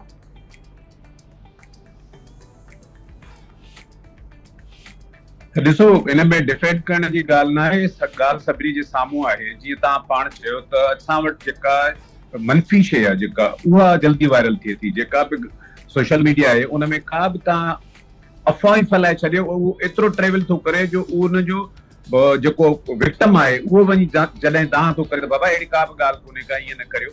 त सोशल एक्चुअली बाटे ईअं हथ में अची वई आहे माण्हुनि खे जीअं घोलड़े जे हथ में तलवार आहे। त इन सां असांजो जेको नौजवान नस्ल आहे, असांजी जेको हिन वक़्तु उभरंदड़ जनरेशन आहे, जनरेशन ज़ी, उहा छा पई करे, सोशल मीडिया आहे त उहा छुड़वाग हुजे। सोशल मीडिया सिर्फ़ नेगेटिव ख़बरूं या नेगेटिव शयूं फैलाइण लाइ न आहे। तव्हां ॿुधायां त दुनिया जे केतिरनि मुल्कनि में छा असांजे आसपास तमामु घणा जेके नौजवान आहिनि उन्हनि पंहिंजे समाज में, पंहिंजे मुल्क में बुनियादी इंसानी तब्दीली आणण जे लाइ सोशल मीडिया जो इस्तेमालु कयो आहे। नेपाल जो वज़ीर आज़म हिकिड़ो रैपर आहे, गाइणो आहे, उन सोशल मीडिया जे इस्तेमाल जे ज़रिए नेपाल जे नौजवाननि खे गॾु कयो त हिन करप्ट हुकूमत जो तख़्तो ऊंधो करे नवां जेके नौजवान आहिनि उहे आणनि। इहा थींदी आहे मुसबित तब्दीली। उन सां गॾोगॾु हाणे तमिलनाडु जो बि जेको सीएम थियो आहे, वज़ीर आला, उन बि सोशल मीडिया जो तमामु बहितरीन कयो आहे। त ज़रूरी न आहे त सोशल मीडिया जेका आहे सा हिक ॿिए खे गार कंद लाइ, ज़ातियात ते वञण जे लाइ, मनफ़ी क़िस्म जी प्रोपेगेंडा करण लाइ इस्तेमालु कजे। बदकिस्मतीअ सां सिंध में इहो हिकिड़ो ट्रेंड हली पियो आहे ऐं तव्हां ॾिसंदा जेको बि उथे थो सुबुह सां या राति जो, उहो जंहिंखे वणे थो 50 गारियूं ॾेई वरी सुम्ही पए थो लत। बिल्कुलु ईअं ई आहे निसार खोखर साहब, तव्हां इनखे कीअं ॾिसंदा? अॼुकल्ह जी जेका असांजी जनरेशन ज़ी आहे, सोशल मीडिया जे मनफ़ी इस्तेमाल सां गॾु वरी लाइक्स ऐं कॉमेंट्स जी दौड़ में बि शामिल थी विया आहिनि ऐं इन जी वजह सां खोड़ सारा नौजवान असांखे डिप्रेस नज़र ईंदा आहिनि त यार असां का पोस्ट लॻाई, कंहिं लाइक न कयो, या स्पेशली फ़ोनूं करे चवंदा त यार असां पोस्ट लॻाई या लाइक कयो। छा इहा बि हिकिड़ी रीज़न थी सघे त हर इंसान पोइ मनफ़ी प्रोपेगेंडा जी तरफ़ वञे थो पियो, छो जो इंसानी फितरत जो शायदि तक़ाज़ो इहो हूंदो त उहो मनफ़ी शयूं ज़्यादा बहितर तरीक़े सां ॾिसी सघे थो? न ॾिसो मुबशर, ॻाल्हि इहा आहे की फितरी तौर ते त इंसान में ज़ाहिर आहे चङायूं बि आहिनि, पॉज़िटिविटी ऐं नेगेटिविटी ॿई शयूं आहिनि, पर बुनियादी सुवाल आहे पंहिंजे सोसाइटीअ जो त उहा उनखे क़बूल कीअं थी करे। कंहिं बि ज़िमेवारीअ सां चवां थो, हिन वक़्त बि थर में केतिरा ई नौजवान आहिनि पंहिंजे मोटरसाइकिलनि ते चपलियूं खणी निकिरंदा आहिनि, त पाणी खणी निकिरंदा आहिनि, जेके धनार आहिनि उन्हनि खे ॾींदा आहिनि। उन्हनि जी कॾहिं तव्हां वीडियो वायरल न ॾिठी हूंदी। को चङा ई कंदो आहे, अहिड़ी गर्मीअ में, शदीद गर्मीअ में पखियुनि जे लाइ पाणी ऐं दाणो रखंदो आहे, उनजी तव्हां न ॾिठी हूंदी, पर उनजी ज़रूर ॾिठी हूंदी। उकाड़ो थी शहर में चौक ते घुमंदो अचे, या जीअं रिसेंटली जेको आहे सो मुख़्तलिफ़ माण्हू हिक ॿिए गारियूं था ॾियनि, फलाणो अहिड़ो। तव्हांखे आउं ॿुधायां सिर्फ़ु इहो नौजवाननि जो मसइलो न आहे। हाणे असांजा चङा भला जेके सियासतदान आहिनि उहे हिक ॿिए जे ऑनलाइन हिक ॿिए खे चवनि था त फलाणो अमीर न हुयो, अॻे उहे ग़रीब हूंदा हुआ, ख़ानदानी नवाब न आहिनि, हीअ हाणे सियासत में पैसा कमाया अथनि। हाणे इन सितह ते जॾहिं अची वञे, इन क़िस्म जी सितही सियासत थी वञे, इन क़िस्म जो सितही असांजो कंटेंट थी वञे, तव्हां चयो न त कमेंट्स ऐं इन जे करे डिप्रेशन में हलिया था वञनि। भई ॻाल्हि इहा आहे त तव्हांजो कंटेंट छा आहे, तव्हांजो कंटेंट ई सभु कुझु करे सघे थो न। बिल्कुलु। निसार खोखर साहब, ऑनलाइन कमाइण खे तव्हां कीअं पिया ॾिसो? छा इन खे बि तव्हां ग़लति चई सघो था, छो त इन में बि खोड़ सारा फैक्ट्स आहिनि जेके फ्रॉड में अचनि था, जेके ॿियनि खे मिसयूज़ करण में अचनि था, ऐं घणो कुझु आहे। ऑनलाइन कमाईअ जो तव्हां हामी आहियां, छो त ऑनलाइन कमाइजे, पर उनजो को बि गैर कानूनी तौर तरीक़ो न हुजणु घुरिजे, का बि ब्लैकमेलिंग न हुजणु घुरिजे। जीअं रिसेंटली हिकिड़ियूं ख़बरूं आयूं त हैदराबाद जी हिकिड़ी टिकटॉकर थर जे तमामु वॾे मशहूरु फनकार खे जेको आहे सो घुरे उनजा के वीडियोज़ ऐं उनजा फोटो वोटो हुआ उनखे सेंड करे त इहा आउं पब्लिक कंदसि, न त मूंखे 5 लख रुपया ॾियो। त इन ऑनलाइन कमाइण में को वेब न आहे, ज़ाहिर आहे ही टेक्नोलॉजी दुनिया सॼी कमाए पई। माण्हू नौजवान आहिनि, सॉफ्टवेयर इंजीनियर आहिनि, तमामु वॾा सॉफ्टवेयर ठाहे था छॾनि। बर्तानिया में केतिरा ई सिंधी जेको सॉफ्टवेयर इंजीनियर आहिनि, उहे तमामु बहितरीन कमाइनि था। इट डज़ंट मीन कि ब्लैकमेलिंग या ग़लति रस्ते सां तव्हां ऑनलाइन कमायो। बिल्कुलु ठीकु आहे। निसार साहब, आख़िर में नौजवाननि खे को पैगाम पंहिंजे तरफ़ां ॾींदो त हिन जेको ज़िमेदाराना तरीक़े सां कीअं इस्तेमालु करे था सघूं? मुंहिंजो पैगाम तव्हांजे आवाज़ टीवी जे थ्रू इहो ई आहे सिंध जे नौजवाननि जे लाइ त पंहिंजे हक़नि जे लाइ, पंहिंजे धरतीअ जे लाइ, पंहिंजे वसीलनि जे लाइ ज़रूर तव्हां ऑनलाइन जेके बि कंपेन आहे उहा हलायो ऐं सोशल मीडिया इस्तेमालु करियो। सोशल मीडिया जो मुसबित इस्तेमालु करियो। सवली सिंधीअ में चवां, कंहिंखे बि ब्लैकमेल करण लाइ सोशल मीडिया इस्तेमालु न करियो। कंहिंजो ज़ाती जेको तव्हांखे बुग़्ज़ आहे उन जे करे कंहिंजी पटका धूड़ करण लाइ, कंहिंखे गारियूं ॾियण लाइ, बदतमीज़ी करण लाइ सोशल मीडिया इस्तेमालु न कयो। सोशल मीडिया पंहिंजे हक़नि लाइ ज़रूरु इस्तेमालु करियो, पंहिंजो हक़ जो आवाज़ उथारण लाइ। ब्रेक नंढड़ो ब्रेक खां वठूं ऐं ब्रेक खां पोइ मोटी अची करे ॿिया मौज़ू आहिनि जिन ते डिस्कस कंदासीं। बिल्कुलु ठीकु आहे।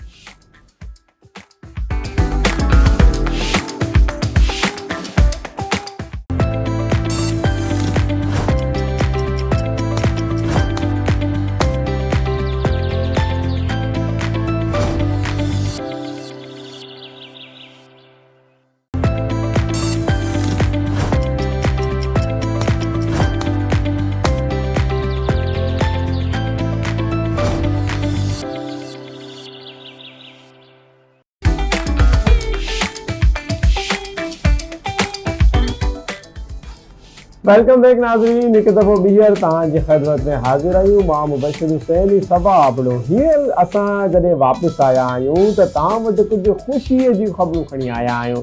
ख़ुशीअ जूं ख़बरूं, सपोर्ट करण जूं, एप्रिशिएट करण जूं। ऐं उहो असां जंहिं अॼु मौज़ू जे मथां ॻाल्हाईंदासीं उहो आहे त ख़ैरपुर में माहिर नफ़्सियात डॉक्टर हरीश कुमार साहब जेको आहे उन्हनि पंहिंजे ख़र्चे ते पंहिंजे घर वारनि जी फैमिली जी सपोर्ट सां गॾु उते नफ़्सियाती वार्ड तयारु कयो आहे जेको 26 बेडनि जे मथां मुश्तमिल आहे।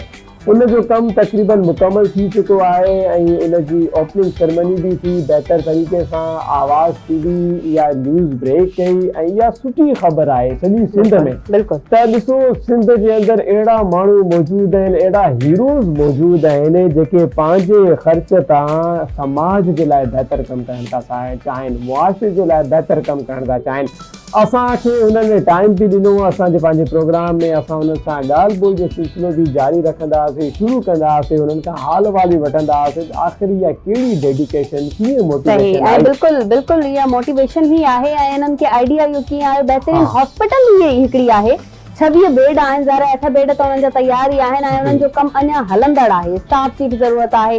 सिंध हुकूमत हिननि सां गॾोगॾु हुननि सां बीठल आहे ऐं हुननि खे हिकिड़ो स्पेस ॾिनो वियो आहे। ठीकु आहे, हुननि जो पंहिंजो कदम आहे, हुननि जो पंहिंजो पैसो हिन वक़्तु लॻल आहे, पर हुकूमत हुननि सां गॾोगॾु आहे छो त हुकूमत हिन बारे में तमामु सीरियस आहे त सिहत जे बारे में जेतिरो कमु कजे, सिहत जे हवाले सां जेतिरो कमु कजे उहो बिल्कुलु इहो आहे। नाज़रीन, असांखे वीडियो कॉल ते ज्वाइन कयो आहे डॉक्टर हरीश कुमार साहब। असां पंहिंजे पारां आवाज़ TV जे सॼे सथ पारां बि हुननि खे एप्रिशिएट कंदासीं ऐं ख़राज तहसीन पेश कंदासीं। एतिरे सुठे कम जे मथां अॼु उन्हनि सां ॻाल्हि ॿोल जो सिलसिलो शुरू कंदासीं।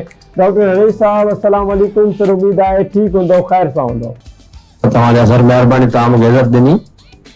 तव्हां इज़त जे लाइक़ आहियो ऐं तव्हांजो माशाल्लाह एॾो सुठो कमु, एॾो बहितरीन कमु आहे जो जेतिरी ॻाल्हि कजे उहा घटि आहे। डॉक्टर साहब, न बस असां मुंहिंजूं इहे थोरी घणी एफर्ट्स आहिनि जेके तव्हांखे इलाही वॾियूं नज़र अचनि थियूं।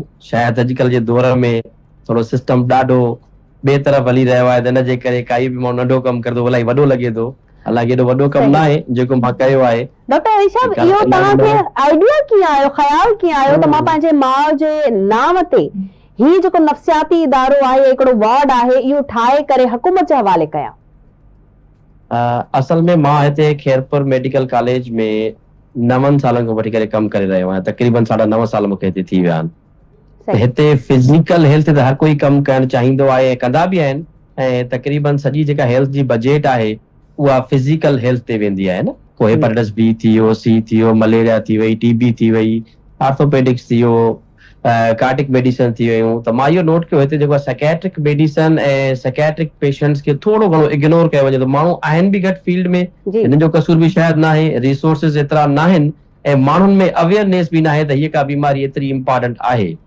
त मां त 9 साल खां कोशिशि कयां पियो त मूंखे काई न काई शइ मिले त माना हुन में जीअं नॉर्मली हले। ऐं मूंखे पहिरियों 2 बेड ॾिना विया, 2 खां पोइ वरी मां हुनखे 5 कया, 5 मां हुन मां 7 थिया, 7 मां 15 थिया, 15 मां 17 थिया बेड। त मूंखे हिकिड़ी नंढी स्पेस हुई, पर उहा स्पेस मुंहिंजी जेका सिर्फ़ु ऐं सिर्फ़ु पेशेंट स्पेस जेका हुई हुन में काई जॻह न हुई काई वेहण लाइ न, प्रॉपर जॻह जिते वेहण लाइ न हूंदी। ट्रेनिंग मां न पियो कराए सघां। असांखे फैक्ट्री खपंदी आहे न, जीअं कपिड़ा खपंदा आहिनि, काई दवा खपंदी आहे, काई को मेकअप जो सामान खपंदो आहे त माण्हू फैक्ट्री हलंदा आहिनि, प्रोड्यूस कंदा आहिनि। हाणे मां साइकेट्रिस्ट किथां प्रोड्यूस कयां? ॿिया माण्हू कीअं अचनि फील्ड में? अकेलो माण्हू केतिरो कमु कंदो या ॿिया माण्हू केतिरो कमु कंदा? लिमिटेड। उनजे लाइ असांखे हिकिड़ी PMDC जे तरफ़ां रिकॉग्निशन खपंदी आहे ऐं college of physician and surgeon जे तरफ़ां रिकॉग्निशन खपंदी आहे त जीअं असां वधीक साइकेट्रिस्ट प्रोड्यूस कंदो, उहे फैसिलिटीज़ असां वटि अवेलेबल हुजनि ऐं उहे असांखे रिकॉग्नाइज़ कंदा, हा तव्हां वाकई साइकेट्रिस्ट प्रोड्यूस करे सघूं था। जी। हा, छाकाणि त हिते सिर्फ़ ऐं सिर्फ़ कंफर्ट पंहिंजी न ॾिसबी, पेशेंट जी बि ॾिसबी आहे ऐं उन स्टूडेंट जी बि ॾिसबी आहे जेको हिते पढ़े थो, त उहो किथे वेहंदो, वॉशरूम यूज़ कंदो न कंदो, हुनजो ड्यूटी रूम आहे या न आहे, ऐं सफ़ाई सुथराई केतिरी आहे, त उहो हर शइ उहो नोट कंदा आहिनि। इवन किचन तक नोट कंदा, किचन तव्हां वटि आहे, अगरि इन केस ऑफ एमरजेंसी को माण्हू चांहि पीअण चाहे थो, काथे कोई माण्हू पंहिंजा बर्तन साफ़ करणु चाहे थो, जेको पेशेंट वग़ैरह खाइनि था या काई बि शइ आहे, त उहा शइ तव्हां वटि अवेलेबल आहे न आहे। त उन ई वेठे वेठे मूंखे ख़्यालु आयो त मां हिन खां इलाही दफ़ा एडमिनिस्ट्रेशन खे रिक्वेस्ट कयो त मूंखे का मतिलबु जॻह ॾिनी वञे, हालांकि मूंखे इन दौरान ऑर्डर्स आयूं काफ़ी सारियूं ऐं इलाही जॻहियूं मिलियूं, इलाही जॻहियूं कैंसिल थियूं, न खसियूं न हुयूं, मां खसियूं न चवंदुसि, कुझु इलाही अहिड़ा पैरामीटर्स अची वेंदा आहिनि, छाकाणि त हुन में वरी हिकिड़ी माना जेको आहे न डिस्क्रिपेंसी ईअं ईंदी आहे त माना ॿिया बि डिपार्टमेंट जेके कमु कंदा त उहे बि ओतिरा ई इम्पोर्टेंट आहिनि। त असां बेसिकली असां पाण डॉक्टरनि में बि अवेयरनेस जी ज़रूरत आहे त साइकेट्री जेका फील्ड आहे उहा ॾाढी वास्ट फील्ड आहे। हिन वक़्तु हर माण्हू खे टेंशन ऐं एतिरा financial pressure, family pressure, society जो प्रेशर, ऐं माण्हू अची पोशाक पाइण जे करे अलाए छा छा थो सेक्रीफाइस करे, त हुन में अंदरि इलाही माण्हुनि में जेलसी, ग्रीड, जेका लालच असां में अची विया सभिनी में, मां में बि हूंदी, असां बि इंसान आहियूं, हर माण्हू में हूंदी आहे, कंहिंखे नाले जी लालच आहे, कंहिंखे पैसनि जी लालच आहे, कंहिंखे सामान जी लालच आहे, त उन्हनि खे असां ओवरकम कोन था करे सघूं था। असां छा था कयूं, असां पोइ एंग्ज़ाइटी में वञूं था, असांखे घबराहट थिए थी, बेचैनी थिए थी, असां ग़लति कमनि जी तरफ़ वञूं था, पंहिंजूं ख़्वाहिशूं त पूरियूं करणियूं आहिनि न, पंहिंजूं न आहिनि त ॿारनि जूं करणियूं आहिनि, त उन्हनि खे पूरे लाइ काई न काई पाण में हिकिड़ी स्पेस त असां वटि जिते असां अहिड़ा माण्हू ॾिसी सघूं ऐं माण्हुनि में अवेयरनेस ॾेई सघूं। त उन खां पोइ मां ॾाढी खे रिक्वेस्ट कई त मूंखे माना कुझु न कुझु तव्हां ॾियो, मतिलबु मां पंहिंजे तरफ़ो न पियो चाहियां, मां कुझु न कुझु मूंखे ठाहे ठुके ॾियो त मां हुते वेहां। मुंहिंजी पहिरीं कोशिशि इहा हुई, तव्हांखे सच ॿुधायां कूड़ कहिड़ो हणां, त मुंहिंजी इहा हुई त मूंखे बि ठहियल ठुकियल जॻह मिले मां हुते वेहां, पर मां ॾिठमि त हिन सिस्टम में उहो इलाही लेंदी प्रोसेस आहे, इलाही लेंदी प्रोसेस आहे, जेको एतिरो आसान न आहे। त हुन लाइ शायदि मथां मूंखे जेको आहे 10-20 साल उमिरि रहे न रहे, पोइ जीअं ई मूंखे काई हिकिड़ी सूटेबल स्पेस नज़र आई खाली, जिन ते पिलर हुया कयल, ईअं न आहे त पिलर न हुया कयल, हीअ तक़रीबन कवर्ड एरिया 2500 स्क्वायर फुट आहे, त हिन में अदी नफ़ीसा छा मुंहिंजी मदद कई ॾाढी, उन मूंखे इहा स्पेस वठी ॾिनी ऐं हुन मूंसां वाइदो बि कयो त असांजी हिन जी जेका हिन जॻह जी जेका बजेट आहे उहा मां तव्हांखे कराए ॾींदुसि जेका बि हूंदी, पर हिन वक़्तु जेसि ताईं उहा अचे काई बि शइ, उहा बेसिकली सेक्रेटरी वार्ड ऑफिशियली न हुयो, हिते हिकिड़ी स्पेस पई, पार्किंग में गाॾी वाॾी बीहंदी हुयूं, खाली पई हूंदी, पोइ मूंखे ठीकु आहे, वॾी जॻह इलाही 2500 स्क्वायर फुट कवर्ड एरिया आहे, तक़रीबन 800-900 फुट पार्किंग एरिया आहे, ॿाहिरि एरिया 1000 फुट लान आहे पोइ हिते न, त ॾाढी वॾी जॻह आहे। त पोइ हिननि मूंखे अगरि तव्हां हाल में वर्किंग करे सघो, तव्हां ॾिसो तव्हांखे फीज़ेबल लॻे थो, त पहिरियों एस्टिमेट सां आयो त उहो इलाही घटि आयो, त मां चयुमि ठीकु आहे, को मसइलो कोन्हे, शुरू कयूं था आस्ते आस्ते करे। हाणे शुरू कयोसि त कमु थींदो वियो, पोइ ॾिसंदा वियासीं कमु घणो कमु आहे, थोरो कमु न आहे। हा, मतिलबु 2025 जनवरी में मां कमु शुरू कयो ऐं मां 3-4 मिस्त्री कठे बीहारे करे ऐं माना ॾाढो असांजी स्पीड सां कमु हलियो। पर हुन में रिसोर्सिस जो थोरो घणो प्रॉब्लम अचे पियो, जेको बि अचे पियो, पर आस्ते आस्ते कंदे कंदे कंदे कंदे हाणे असां 2026 मई में माना हिनखे बेसिकली अप्रैल में हिनखे तयारु कयो, अप्रैल में इनाग्रेशन थियणो हुयो, असांखे तक़रीबन 16-17 महीना लॻी विया हिनखे प्रॉपर ग्राउंड फ्लोर तयार करण में न। त असां उहो ई जेको आहे ठाहियो आहे, त असां हिन में कुझु ऑफिसिस बि ॾिनियूं आहिनि, वार्ड बि ॾिनो आहे। असांजो जेको प्रोजेक्ट आहे, कुझु मिसकंसेप्शन्स आहिनि, कुझु सोशल मीडिया ते इलाही शयूं हली रहियूं आहिनि जेके ओतिरे लेवल ते सच न बि हुजनि मथां, ठीकु आहे न, जेके मां तव्हांखे पाण ॿुधायां तॾहिं त जेका मां कयूं त मूंखे ख़बर आहे, ठीकु आहे न। ऐं 26 बेडेड वार्ड जो प्रोजेक्ट आहे, असां वटि हिन वक़्तु 8 बेडेड हॉस्पिटल तयारु आहे। असांजो मथे फ्लोर जो कमु स्टार्ट थियण वारो आहे हिन हफ़्ते खां ई न, असां ठेकेदार सां ॻाल्हायूं था, त उते असांजा जेके मथे आहिनि बेडेड, उहे असां 26 बेडेड वार्ड तयारु कंदासीं प्रॉपर। हुन में 13 मेल हूंदा, 13 फीमेल हूंदा, ऐं हुन में ड्रग एडिक्शन जो पोर्शन सेपरेट हूंदो, ऐं उहे पेशेंट्स जेके हाईली एग्रेसिव या उहे पेशेंट्स जिन ते बेसिकली उहे पेशेंट वेचारा केस हलंदा आहिनि इलाही माण्हुनि ते न, उहे बेसिकली नॉर्मल न हूंदा आहिनि, उनमें काई न काई एबनॉर्मलिटी हूंदी आहे, असां पोइ हुनखे कंहिं न कंहिं केस में अची वेंदा आहिनि, त उनखे माण्हू मिसयूज़ कंदा आहिनि चइजे, या उहे कंहिं ग़लति ट्रेन ते हलाए वेंदा आहिनि। त असां उन्हनि पेशेंट लाइ बि हिकिड़ी स्पेस ठाहियूं था, उहा जीअं हाईली सिक्योर स्पेस हुजे, भले हुन सां कोई न बि रहे, जीअं जेल वार्ड कीअं हूंदा आहिनि, असां 3-4 बेड उनखे बि असां डेडिकेट कंदासीं।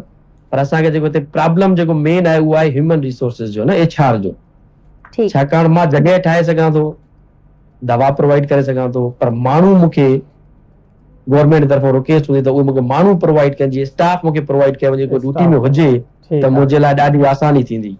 ठीकु आहे, असां हिनखे थोरो वधीक सम्झंदासीं। डॉक्टर साहब, तव्हांजी जर्नीअ खे आम तौर ते यकीनन तव्हां जॾहिं ॿियनि खे ॿुधायो हूंदो त मां इहो सोचां थो पियो इहो प्रोजेक्ट लॉन्च करणु थो चाहियां, त माण्हू चवंदा आहिनि यार तुंहिंजो दिमाग़ ख़राबु आहे, तूं पंहिंजी कमाई जो ज़रियो ठाह, को प्राइवेट हॉस्पिटल क्रिएट कर या प्राइवेट डिपार्टमेंट ठाहे छॾ। त इहे कीअं डेडिकेशन हुई तव्हां सां गॾु ॿिया जेके माण्हू इन कॉज जे लाइ जुड़िया, इहा जर्नी कीअं रही, कीअं तव्हां उन्हनि माण्हुनि खे सम्झायो त मूंखे सिविल हॉस्पिटल जे लाइ इहो कमु करणो मां इन तरीक़े सां? असल में जॾहिं तव्हां कंहिं शेयर कयो था त मूंखे कमु करणो त हो चवंदा आहिनि तव्हां नॉर्मल न आहियो। इहो ई आहे, असां मज़ाक में ॻाल्हि कयूं त तव्हांखे त यकीनन इहो बि तव्हां ॿुधण में मिलंदो हो त नफ़्सियाती डॉक्टर थी करे लॻे थो तूं बि जेको आहे। हा, मूंखे कंहिं फोन कई डॉक्टर साहब दवा न खाधी दवा तव्हां सुबुह जो दवा खाई आयो आहियां, मां चयो माना न असल में वाकई इहा बि हिकिड़ी हक़ीक़त आहे जी। असां साइकेट्री में आया आहियूं त असां में बि काथे न काथे एबनॉर्मलिटी आहे दिमाग़ में, इहो सच आहे हिकिड़ो जेको इलाही माण्हू बेसिकली मञींदा न मञींदा, मां त मञा थो। नॉर्मल माण्हू हिन वक़्तु पंहिंजी ज़िंदगी ईअं गुज़ारे थो, पंहिंजे लाइ कमाए थो, पंहिंजे घर वारनि खे खाराए थो, हुनजो बि वीचारे जो एॾो हुनजा रिसोर्सिस आहिनि ई कोन त काॾो ॿिए खे ॾे। बिल्कुलु जेको थोड़ी एबनॉर्मलिटी जंहिंमें आहे माइल्ड एबनॉर्मलिटी, उहो आउट ऑफ द बॉक्स सोचे थो, पोइ उहो पॉलिटिशियन हुजे, उहो ब्यूरोक्रेट हुजे, उहो टीचर हुजे, उहो जज हुजे, उहो साइकियाट्रिस्ट हुजे, उहो डॉक्टर हुजे, हुनजी वजह इहा आहे अगरि तव्हां सभु नॉर्मल तरीक़े सां सोचींदो उन्हनि पैरामीटर ते हलंदो, स्टीरियोटाइप पैरामीटर ते, त उहो चवंदो मुंहिंजो कहिड़ो कमु, मां छो कयां, मां हिकिड़ो ठीको खयो आहे। त थोड़ी एबनॉर्मलिटी ज़रूरी आहे जेका असां में बि आहे, असां पंहिंजी कंफेस कयूं था त असां में थोड़ी एबनॉर्मलिटी आहे। डॉक्टर हरीश साहब, असीं तव्हांखे हिते थोरो ब्रेक ॾींदासीं, रोकींदासीं छो त असां वटि ब्रेक जो टाइम थियो आहे, केॾा न वञो। असीं वापसि था अचूं मॉर्निंग विथ आवाज़ में, डॉक्टर हरीश साहब जन असां सां मौजूद रहंदा।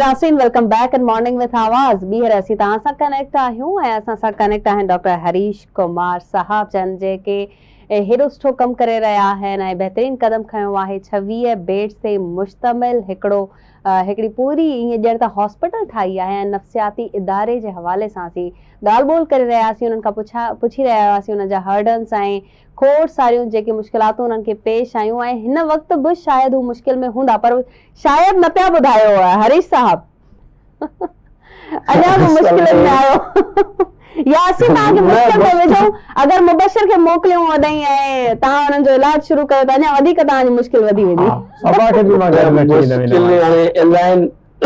मुश्किलूं ईंदियूं, मूड ईंदासीं स्लो स्लो करे।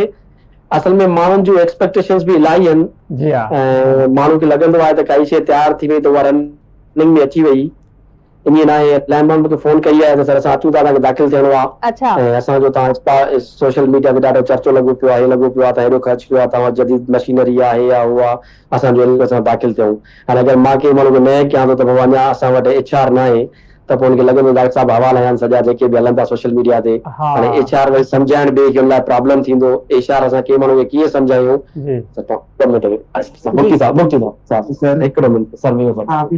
हुनमें इहो आहे त असां हाणे हर माण्हू खे बेसिकली एजुकेट करणो पवंदो त हिते जेको हिकिड़ो सिस्टम आहे उन सिस्टम खे तव्हां किथे किथे बाईपास करे सघो था, पर किथे किथे बाईपास नथा करे सघो। मुंहिंजी पहिरियों इहा पूरी कोशिशि आहे त मां इशारत कयां जेतिरी मूंखे मिली सघी, न त पोइ मूंखे पंहिंजे हुन ते ई कहणी पवंदी कुझु न कुझु, छाकाणि त बग़ैर माण्हुनि जे हाणे हिनखे ठही त वयो, हिनजी हिफ़ाज़त केरु करे। हाणे मां हिकिड़ो 24 आवर वारो हिकिड़ो चौकीदार रखियो आहे जेको मुंहिंजे अॻ में चौकीदारी करे चुको आहे काथे मुंहिंजे दर ते, उनखे मां रखियो आहे। हाणे हिन में इहो आहे त मां केतिरा माण्हू पाण रखी सघां थो, केतिरी दवा पाण करे सघां थो ऐं केतिरी मुंहिंजी गवर्नमेंट मदद करे थी या केतिरी जेको आहे न हॉस्पिटल मदद करे थी। मूंखे फाइनेंशियल रिसोर्सिस न खपनि पिया, अगरि जेकॾहिं मूंखे HR मिली थी वञे, डॉक्टर हिकिड़ा मिली था वञनि, कुझु ड्यूटी डॉक्टर्स ऐं कुझु नर्सिंग स्टाफ मिली थो वञे, वार्ड बॉय, त मां सुभाणे खां हुनखे फंक्शनिंग में आणे सघां थो। 8 बेड मूं वटि नया हिन वक़्तु रेडी आहिनि, जेके मूंखे कंहिं दोस्त डोनेट कया 8 बेड न, उहे डॉक्टर अनिल वाधवाणी अनिल वाधवानी नालो आहे उन्हनि जो, JPMC में एसोसिएट प्रोफेसर आहिनि सेक्रेटरी आहे न। ईअं ई हुनखे मां ॻाल्हि कयमि त मां ठाहियां थो, त हुनजो हेठि ग्राउंड फ्लोर ते घणा बेड आहिनि, मां चयुमि 8, त बसि हुन मूंखे मोकिले छॾिया उहे बेड न 8। डॉक्टर साहब इहो ॿुधाइजो पोइ हींअर जेकॾहिं स्टाफ जी बि कमी यकीनन तव्हां फेस करे रहिया आहियो, त हींअर कीअं ट्रीटमेंट हली रहियो आहे? जेकॾहिं को पेशेंट अचे थो पियो त जस्ट OPD ते सिलसिलो आहे या कीअं? न, असां वटि जेको पुराणो वार्ड हुयो जंहिंमें 17 बेड्स आहिनि, उते असां वटि कुझु शयूं उहे मेडिसन सां कनेक्टेड आहिनि डिपार्टमेंट सां। तव्हांखे जीअं मां पहिरीं बि ॿुधायो त असांजो जेको मुआशिरो आहे, जेसि ताईं उनखे धकु न लॻंदो, बुखार न ईंदो, काई ॻोड़ी न थींदी, जेसि ताईं उनखे जिस्म ते का शइ नज़र न ईंदी, तेसि ताईं उनखे लॻंदो मां बीमार न आहियां। त सभिनि जो फोकस उन पासे आहे। त उहो जेको स्टाफ आहे उते मुंहिंजे पेशेंट जो ख्यालु करे थो। हिन वक़्तु बि मूं वटि हाणे बि 9 मरीज़ एडमिट आहिनि अॼु हुते, जेको पुराणो वार्ड, पर उहो मेडिसन सां कनेक्टेड आहे, त साॻियो ई स्टाफ उते ॾिसे थो। हे जेको नयो सेटअप असांजो ठहियल आहे, हे थोरो उन बिल्डिंग खां ॿाहिरि साम्हूं ई आहे सिविल अस्पताल जे टेरिटरी में बि। त इन लाइ हिकिड़ो सेपरेट स्टाफ हाणे ॾियणो पवंदो, छाकाणि त जेतिरी तव्हां हाइप क्रिएट कंदव कंहिं शइ जी, या जेतिरो तव्हांखे एक्सपेक्टेशन वधंदियूं, त तव्हां सर्विसिस बि उहे ई डिमांड कंदव। छाकाणि जिते को कमु थींदो आहे त उते मां पाण क्वेश्चन मार्क ते अची वियो, हाणे माना मुंहिंजी प्रेज़ेंस हर जॻह ते ज़रूरी हुजण थी वई आहे। त छाकाणि त मूंखां बि पुछा गछा घणी थींदी, मां अचां थो मीडिया ते कंहिंखां पुछी आयुसि, छो आयुसि, मां छो जवाबु ॾिनो हे, त मूंखे बि थोरो विजिलेंट रहणो पवंदो, त मूंखे छा ॻाल्हाइणो आहे, छा न आहे ॻाल्हाइणो। डॉक्टर हरीश साहब, हाणे हॉस्पिटल बि ठही वई, हाणे बेड्स बि अची विया, हाणे HR जी कमी, स्टाफ जी कमी त आहे, पर साइकेट्रिक डॉक्टर्स जी केतिरी कमी आहे? छा ॾिसो पिया असांजे इलाइक़नि में? एतिरी कमी आहे जो असां वटि हिन वक़्तु जेको असांजो सिंध जो अंदरियो हिसो आहे, हिन में असां वटि हिकिड़ो बि क्लिनिकल साइकोलॉजिस्ट ऑफिशियली अपॉइंटेड न थियल। क्लिनिकल साइकोलॉजिस्ट मां चवां थो, साइकियाट्रिस्ट ऐं साइकोलॉजिस्ट जो फ़र्क़ु हूंदो आहे। असां हिकिड़ी टीम हूंदा आहियूं, साइकियाट्रिस्ट दवा प्रिस्क्राइब कंदो आहे, जेको क्लिनिकल साइकोलॉजिस्ट हूंदो आहे उहो ॻाल्हियुनि सां हुनजो इलाज कंदो आहे। असां वटि अहिड़ी काई यूनिवर्सिटी न आहे जेका रिकॉग्नाइज हुजे, जेका क्लिनिकल साइकोलॉजी में तव्हांजी का PhD कराईंदी हुजे या तव्हांजी का MPhil कराईंदी हुजे। हाणे इहो वॾो हिकिड़ो फुक़दान आहे त असांखे को क्लिनिकल साइकोलॉजिस्ट खपे त असांखे कितना वॾी हैडल करणी पवंदी आहे, उन खां बग़ैर काई बि हॉस्पिटल रिकॉग्नाइज थिए पॉसिबल न आहे। ऐं इहे कराची में कुझु आहिनि इदारा, ऐं पंजाब में इलाही आहिनि क्लिनिकल साइकोलॉजिस्ट, उते हर जॻह ते क्लिनिकल साइकोलॉजिस्ट आहे। ऐं मुंहिंजे हिसाब सां असांखां वधीक माण्हुनि खे क्लिनिकल साइकोलॉजी ज़रूरत इलाही पवंदी आहे, छाकाणि असां दवा लिखी छॾे ॾींदा आहियूं, उन खां पोइ साइकोथेरेपी केयर करे। उनजा जेके मिसकंसेप्शन आहिनि, जेको हुनजूं सोचूं ग़लति थी वियूं आहिनि, जेके हर शइ खे ओवर जनरलाइज़ कनि था, हिकु माण्हू ग़लति करे थो चवंदा सभु ग़लति आहिनि, त उन जा ख़्याल उहे केरु बदिलाए। त असांखे क्लिनिकल साइकोलॉजिस्ट बि रिक्वायर आहे, जेको प्रिंसिपल साहब वाइदो कयो आहे त असांखे जल्द अज जल्द पोस्ट अनाउंस कंदा ऐं असांखे उहो ॾींदा। अलाह साईं, डॉक्टर साहब तव्हांखे वॾी हयाती ॾे। मां सम्झां थो हाणे इन डिपार्टमेंट खां पोइ हाणे तव्हांखे कंहिं मेडिकल यूनिवर्सिटी ॾांहुं बि अॻिते वधिणो पवंदो। इहे साइकेट्रिस्ट वग़ैरह तव्हां जेको आहे पाण उन्हनि खे पढ़ाए करे को तयारु कयो हुजे असां। न असां हिते त तयारु कंदासीं, छाकाणि हिते ट्रेनिंग थींदी त FCP ते कराए सघूं था। मां उहो ई फॉर्म भरियां पियो हाणे online, college of physician and surgeons खे रिक्वेस्ट कयां थो विज़िट कनि असांखे, ऐं असांखे रिकॉग्निशन ॾियनि त जीअं असां पंहिंजो कमु बेसिक कम थोरो स्टार्ट कयूं, ऐं असां वटि साइकियाट्रिस्ट जेके डॉक्टर्स आहिनि उहे ज्वाइन कनि अची साइकियाट्री जे कोर्स में, त असांजी उनखे डिग्री प्रोवाइड करे सघूं अॻिते हली करे न, ऐं उहे हिते ई कमु कनि खैरपुर डिस्ट्रिक्ट में अॻिते हली करे। बिल्कुलु सही आहे। माहिर नफ़्सियात खे असां इहो बि ॼाणींदासीं, हे जेके मामलात हूंदा आहिनि दिमाग़ी तौर ते, माण्हू जे अंदरि खोड़ सारियूं मिथ बि फैलियल आहे त को जिन आहे, सायो आहे, इन करे त माण्हू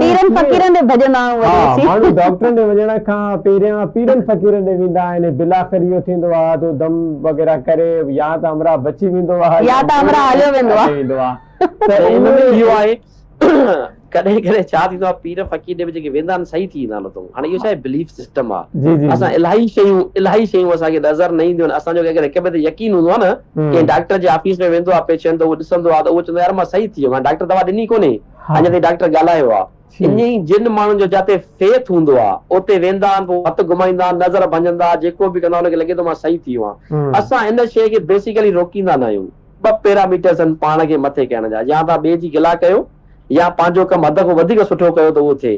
त असां हुन शइ में यकीन कंदा आहियूं, पंहिंजो कमु पंहिंजो हद खां वधीक बहितर कयूं त जीअं माण्हू ॿियो सम्झी सघे। हाणे इन में बेसिकली इलाही बीमारियुनि में जिन बिन त असांखे त खणी साइंस जो हिसाब ॿियो आहे, उनमें उन शइ ते न कंदा आहिनि, पर उनखे लॻंदो आहे त बीमारियूं वाकई पेशेंट ईअं पोर्ट्रे कंदा आहिनि त उनखे जिन लॻंदो आहे, झटका ईंदा आहिनि न, जीअं माण्हू पंहिंजो जिस्म मिलाए थो, गिग अचे थी, वात में चवनि था जिन आवाज़ चेंज करे थो, डिसोसिएटिव डिसऑर्डर हिकिड़ी बीमारी थींदी आहे, उनमें हिकिड़ी ॿी पर्सनैलिटी वांगुरु माण्हू प्रोड्यूस कंदो आहे त मुंहिंजो नालो हे आहे, हाणे जीअं मां हरेश आहियां त मां सबा आबड़ो थी वेंदुमि, मां औरतुनि जी आवाज़ में ॻाल्हाइण शुरू कंदुमि, त ठीकु आहे न, माण्हू ॾिसो हिन में जिन अची वियो त हाणे हिनखे जेको आहे न की हिनखे पीरियड वठी वञो, काथे को जादू करायोसि, काथे दम करायोसि।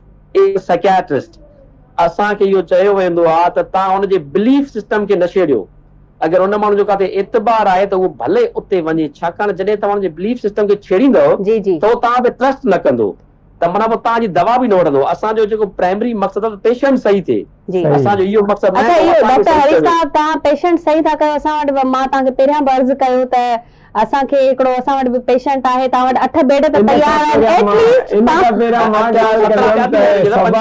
कॾहिं मर्दाना आवाज़ में डॉक्टर साहब ॻाल्हाईंदी आहे, पोइ हिनखे कीअं ट्रीट कजे? जोक्स अपार्ट, कॾहिं कॾहिं इहे शयूं इलाही वधी न वञनि, सच में न कुझु थी वञे, केरु कंहिं महिल बि बीमार थी सघे थो। जी जी जी बिल्कुलु इहे ई आहे। अच्छा ये हॉस्पिटल जेकी तव्हां ठाही आहे माशाल्लाह सां, अला करे इहे कामयाब बि थियो तव्हांजो प्रोजेक्ट, पर छा लॻे पियो अॻियां हली छा ही सफलता हासिल कंदी, हॉस्पिटल अॻियां रन कंदी, या वरी इन में बि कुझु हर्डल्स पेश ईंदियूं तव्हांखे?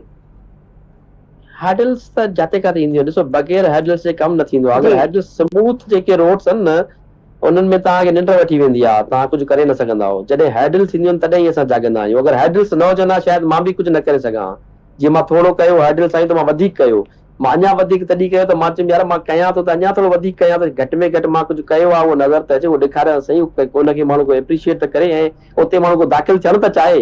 अगरि मुंहिंजो वाशरूम बि ईअं ई हुजे जेको मां हिते ठाहियां थो, ऐं हिकिड़ो आम वाशरूम रोड ते जेको ठहियल आहे उहो बि ईअं हुजे, त फ़र्क़ु कहिड़ो आहे?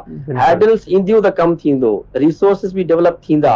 मुंहिंजो वरी बि इहो ई आहे, हाणे अदी हुननि आई त उहो मूंखे चई वई त लान तव्हां खणो, हालांकि लान मुंहिंजी न हुई, मां कूड़ हणां। जेको प्रीवियस एमएस हुयो साईं मसरूर ज़िया साहब, उन लान ठाराई, उन मां मां पंहिंजी हुन एग्ज़िट ॾिनी हुई, emergency exit, in case of fire करे। ॾिसो था अॼुकल्ह ॿाहिरि जा वाक़िया इहे थियनि था न, त पोइ मां थोरो सोचियो त मां असांखे एमरजेंसी एग्ज़िट हुजे, या किथे को अटैक थिए थो, को वाकई अहिड़ो पेशेंट वायलेट थी थो वञे त माण्हू घटि में घटि जेको स्केप करे सघे, हुन पासे खां मां हिकिड़ी गेट हणाई हुई। त अदी नफ़ीसा शाह जॾहिं आया उन्हनि त ॾिठी त चए हे जेको लान तव्हांजी आहे, मां चयो त मुंहिंजी न आहे, एमएस साहब ठाराई आहे। चए तव्हांजी आहे, तव्हां भले हिते वर्किंग शुरू कराए, भले बाउंड्री ॾेई कनि त, माना हुनजी सुठी ॻाल्हि आहे, त माना असांखे उहो एप्रिशिएट करे वई, ऐं असांखे जेको आहे न उहो ॾेई वई। ऐं हिन विच में मां साईं असद शाह साहब जे बारे में ज़रूरु ॻाल्हाईंदुसि। साईं मुंहिंजी ॾाढी हेल्प कई, मथां असां मूंखे विसरी वञे, इन लाइ मां तॾहिं माज़रत तव्हां सवाल पुछणो। अम्मा जे नाले लिखाइण में साईं मुंहिंजी ॾाढी हेल्प कई जी।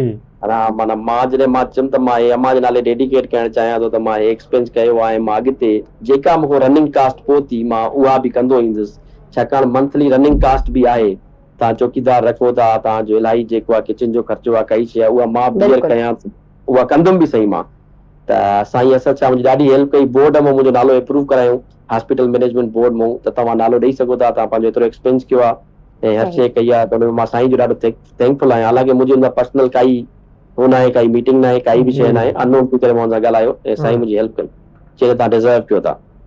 सर बिल्कुलु, असां बि होपफुली आहियूं इन जी उमेद सां गॾु त इंशाल्लाह मामलात मज़ीद बहितर थींदा। हुकूमत तरफ़ां यकीनन तव्हां सां ताउन जेको थी रहियो आहे इहो बि अप्रिशिएट आहे ऐं अप्रिशिएट जे क़ाबिल आहे, ऐं उमेद कयूं था त मज़ीद इंशाल्लाह तव्हांजी इन हवाले सां सरपरस्ती कई वेंदी ऐं हुकूमती सतह ते ऐं हुकूमत इन हवाले सां सीरियस बि आहे।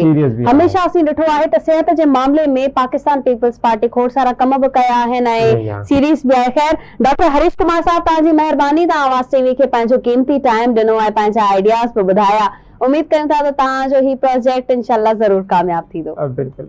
ऐं नाज़रीन, असांजे प्रोग्राम जो वक़्तु बिल्कुल पुॼाणी थो पहुता है। बिल्कुलु ईअं ई आहे नाज़रीन, हींअर असां सभा खे वठी वेंदासीं उन ई वार्ड में जे हवाले सां, त इन करे असां प्रोग्राम खां इजाज़त चाहींदासीं ताकि मां इन जो थोरो इलाज कराए सघां। सुभाणे असां वरी ॾिसो नाज़रीन, आख़िर में मां बि तव्हांखे इहा ई ॻाल्हि कंदमि त जेके चरिया हूंदा आहिनि उहे चवंदा आहिनि असां चरिया न आहियूं, असां ॿियनि जो इलाज कराईंदासीं, सो असीं हिननि खे वठी वेंदासीं। ख़ैर पंहिंजो ख़्यालु रखिजो, सलामत, साथ सलामत।